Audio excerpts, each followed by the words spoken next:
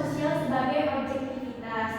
Nah, sebelum kita masuk ke dalam materinya lebih jauh, kita harus tahu nih bagaimana nih gambaran awal mengenai kehidupan sosial sebagai objektivitas tersebut.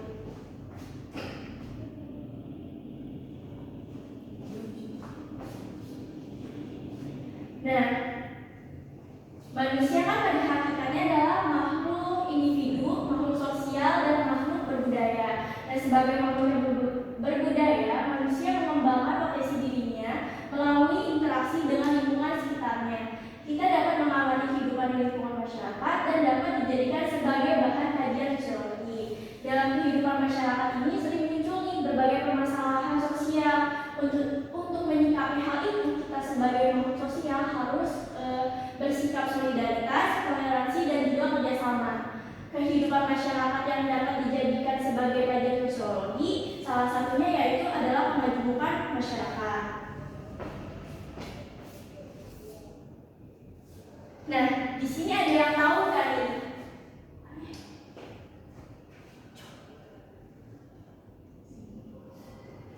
Nah, di sini ada yang tahu nggak apa itu masyarakat majemuk? Bu, ya silakan. Masyarakat majemuk itu merupakan masyarakat yang terdiri dari berbagai kelompok sosial yang berbeda dalam hal etnis, agama, bahasa, budaya, dan sebagainya. Namun belum tentu ada integrasi atau harmoni antar kelompok tersebut. Oke, lalu ada lagi? Oke, tidak ada. Benar apa yang dikatakan oleh rekan kalian? Di sini ada pengertian masyarakat majemuk atau juga dapat disebut sebagai plural society yang merujuk kepada keberagaman masyarakat yang terdiri dari berbagai kelompok sosial dengan latar belakang yang berbeda-beda seperti suku, agama maupun budayanya. Next slide. Nah, di sini tuh ada faktor pendorong terbentuknya kemajemukan masyarakat Indonesia. Yang pertama itu ada keadaan geografis di Indonesia. Nah, jejak sejarah di Indonesia ini yang kita ketahui kan bahwa nenek moyang Indonesia ini berasal dari Yunan. Nah, Yunan ini berada di wilayah Tiongkok bagian selatan. Mereka datang secara bergerombol, kemudian mereka menyebar dan mendiami sekitar 13.600 pulau. Kondisi geografis yang terpisah mengakibatkan pulau tersebut ditempati oleh keseluruhan suku tersebut maupun sebagian dari suku tersebut sehingga mereka menciptakan suku bangsa di pulau tersebut. Nah, kemudian mereka juga mengembangkan pola perilaku, bahasa maupun budaya yang berbeda-beda. Terus selanjutnya yaitu yang kedua pengaruh kebudayaan asing. Nah, di mana kan Indonesia ini terhimpit oleh dua benua maupun dua samudra. Yang di mana itu Samudra Pasifik maupun Samudra Hindia dan juga benua Asia dan benua Australia. Kondisi yang strategis ini menjadi daya tarik bagi bangsa asing untuk datang. Nah, kedatangan mereka ini ada yang untuk berdagang dan juga untuk menyebarkan agama mereka yang dianut. Nah, sejak tahun 400 sebelum Masehi itu para pedagang Hindu dan Buddha ini berdatangan ke Indonesia. Hingga sekitar abad ke-16, para pedagang tersebut berinteraksi dan menyebabkan amalgamasi atau perkawinan campuran dan mengakibatkan membentuk sebuah ras dan juga kepercayaan yang berbeda-beda. Lalu yang ketiga itu ada iklim yang berbeda. Nah, Indonesia ini kan memiliki kondisi iklim yang berbeda-beda ya, sehingga akhirnya membentuk pola perilaku dan juga mata pencaharian yang berbeda-beda. Tolong next slide. Nah, selanjutnya yaitu ada aspek kemajemukan masyarakat secara horizontal maupun vertikal. Kemajemukan masyarakat Indonesia ini dapat dilihat secara horizontal maupun vertikal. Nah, kalau kemajemukan secara horizontal itu dilihat dari ras, suku maupun bangsa dan agamanya, sedangkan kalau vertikal itu dilihat dari kelas sosialnya di dalam masyarakat. Next slide, tolong. Nah, di sini ada manfaat keberagaman sosial dan juga budaya. Yang pertama itu ada perbedaan bahasa Indonesia dapat diperkaya oleh bahasa daerah sebagai salah satu unsur kebudayaan daerah. Lalu yang kedua itu ada potensi keberagaman budaya yang dapat dijadikan sebagai objek dan juga tujuan pariwisata Indonesia sehingga dapat mendatangkan devisa. Lalu yang ketiga itu melalui hubungan yang harmonis antar masyarakat, kearifan budaya lokal dapat digali. Lalu yang terakhir, yang keempat, keberagaman dapat saling menghargai dan saling membantu menyelesaikan berbagai masalah yang dihadapi. Nah, dari kalian di sini ada yang tahu lagi nggak nih manfaat keberagaman sosial dan budaya? Saya Bu. Oke, persilakan. Jadi manfaat keberagaman sosial dan budaya itu yang pertama, keberagaman dapat mengajarkan suatu pandangan bahwa kebenaran itu tidak dimonopoli oleh satu orang atau satu kelompok saja.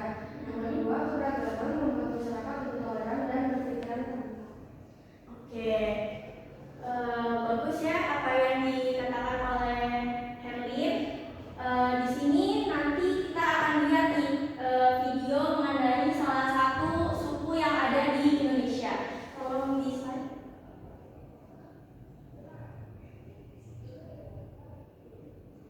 Nah, di sini ada suku Baduy ya.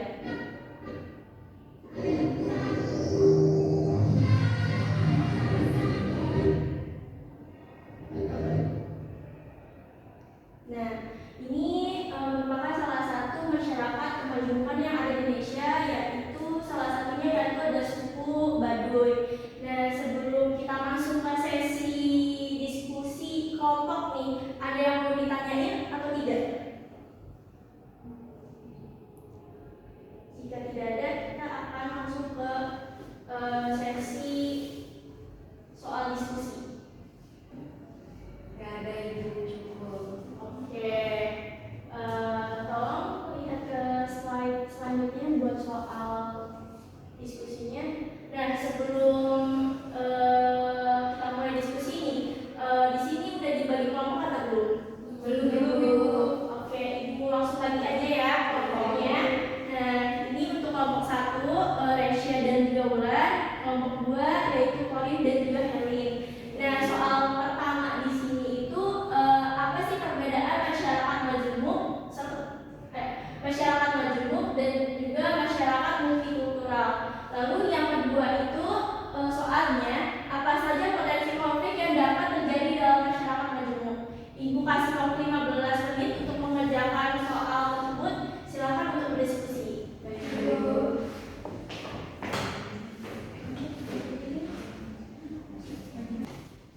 Bagi kelompok yang sudah siap untuk dibacakan hasil diskusinya.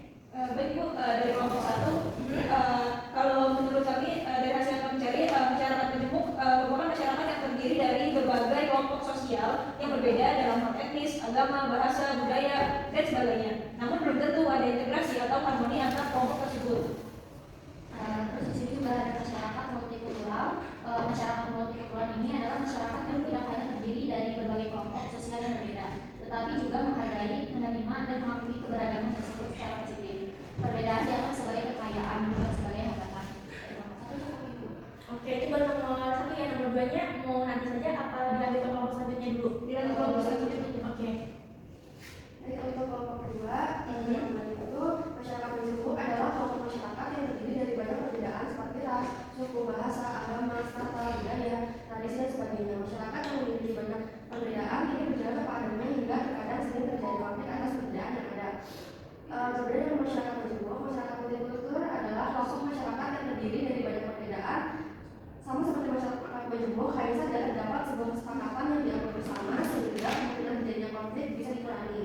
Masyarakat majemuk adalah dasar dari terciptanya masyarakat multikultural. Artinya masyarakat majemuk bukan berarti adalah masyarakat multikultural, tetapi masyarakat multikultural yang pasti sudah dibilang adalah masyarakat majemuk. Itu dari kelompok majemuk. Iya. Itu baru nomor 1-nya ya, Bu. Nomor 2-nya langsung dijawab. Iya, Ibu mau langsung dijawab. Nah, jadi dalam masyarakat majemuk terdapat beberapa potensi konflik yang dapat terjadi, antara lain konflik antar suku, agama, ras, dan golongan. Konflik juga dapat timbul akibat perbedaan budaya, ekonomi, politik, dan ideologi, serta persaingan atas sumber daya, ketidaksetaraan, dan kurang pemahaman. Oke. Kelompok 1 tadi nomor 2 dijawab ya? Iya, ini mau dijawab. Iya, silakan. Bu, dilanjutkan.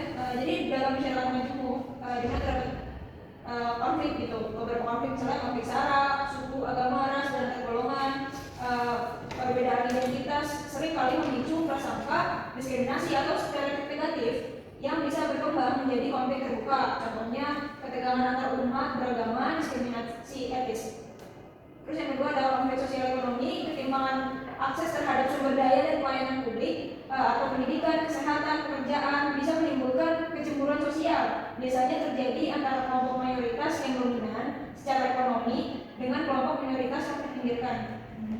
Terus selanjutnya itu ada konflik politik. Jadi di sini itu persaingan antar kelompok dalam memperoleh kekuasaan politik seringkali memicu konflik, terutama jika sistem politik tidak inklusif atau tidak adil. Politik identitas dapat memperunci perbedaan dan menciptakan polarisasi. Terus yang selanjutnya itu konflik budaya. Jadi perbedaan cara hidup, nilai, norma, dan adat istiadat bisa menimbulkan kesalahpahaman dan resistensi antar kelompok budaya. Contohnya itu penolakan terhadap praktik budaya kelompok lain yang dianggap bertentangan dengan nilai kelompok mayoritas. Terus yang terakhir itu ada konflik teritorial. Di sini bisa terjadi jika kelompok tertentu merasa wilayahnya diinvasi oleh kelompok lain, baik karena urbanisasi, transmigrasi, atau pembangunan. Potensi meningkat di daerah dengan sejarah konflik atau otonomi daerah yang kuat. Cukup Ibu. Oke, baik.